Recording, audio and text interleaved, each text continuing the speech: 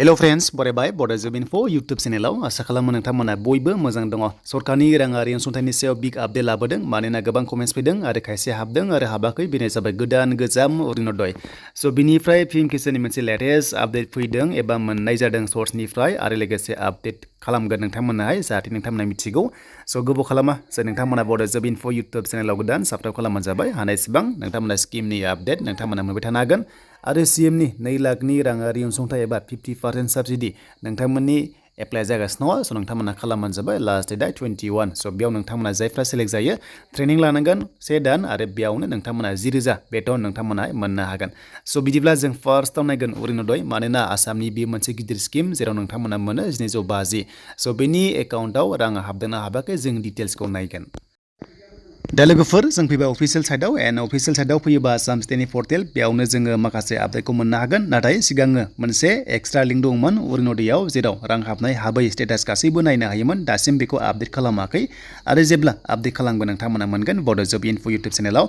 दा डेटआ जायखिजाया दाननि 10 अक्ट'आव सोयोमोन नाथाय बिनि सिगां सानडेफोर जायोबा 8 एबा 9आव सोनाय जायो एबा 11आव सोनाय जायो। स' बेखायनो जायफ्रा नोंथांमोना गोजाम एप्लाइ खालामदोंमोन नोंथांमोना स्क्रिनाव नायदो जे बेनि राङा एकाउन्टआव हाबनाय जाबाय। स' एकाउन्टआव हाबनाय जाबाय 1250 नोंथांमोना मोननो हाबाय आरो जायफ्रा दाखालि मोनाखै दिनै हाबबाय आरो खायसे एडभान्सबो मोनदों जानांगौ। स' बेखायनो जायफ्रा बेनिफिसियारिस नोंथांमोना भिडिअ नायगासिनो दङ कमेन्ट्स खालाम मोनदों मोनाखै। दाखालि जायफ्रा थाइसे मोनदोंमोन बिथांमोननि एकाउन्टआवबो हाबनाय जाबाय मानोना टेस्ट खालामदोंमोन जे बिथांमोननि एकाउन्टआवहाय लिंक दंना गैया एबा आधार कार्डजोंहाय आपडेट दंना गैया।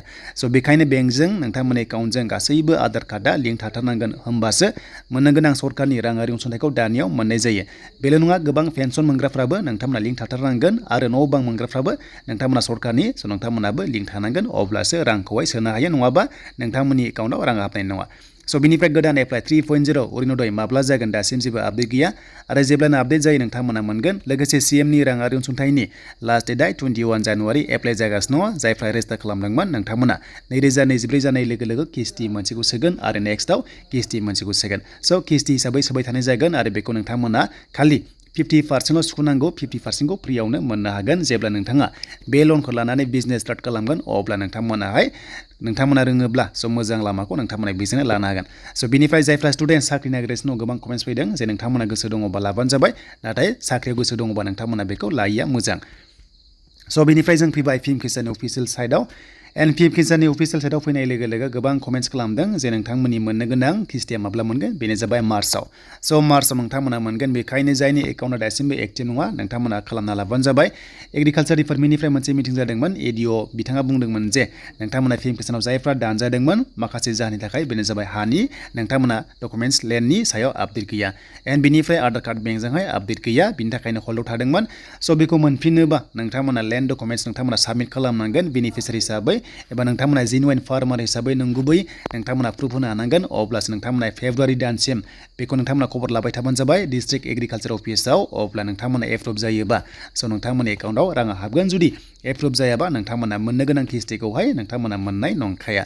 स' बेखायनो नोंथांमोना जाहाथे एडिअ बिथांमोनजों एबा ग्राम सेबकमोनजों नोंथांमोना जाहाथे जायफ्रा दानजादोंमोन सिगां मोनबाय थायोमोन नाथाय मोनासै नोंथांमोना हानि documents Aadhaar card bank passbook KYC गासैखौबो नोंथांमोना होनांगोन अब्लासो नोंथांमोननि एकाउन्टआवहाय मार्चआव राङा हाबगोन।